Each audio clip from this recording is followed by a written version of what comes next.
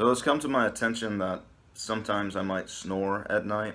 So I was looking on Amazon to see if I could find some aid to help me to not snore, and I came across this, the Trendy Source Clean Stop Snoring Device Anti-Snore Sleep Aid Ring.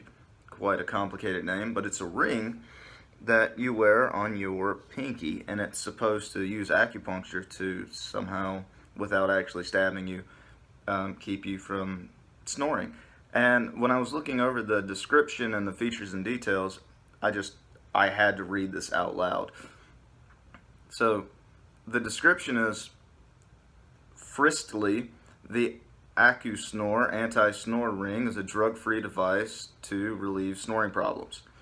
The features and details is 83.7% of people say the ring can be useful to they snippery and sleep.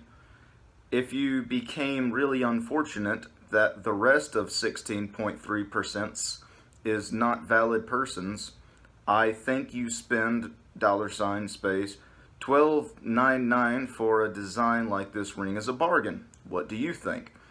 Join the tens of thousands of satisfied customers worldwide and enjoy a more restful, comfortable, and undisturbed night's sleep. What do you guys think? Legit? Should I buy it?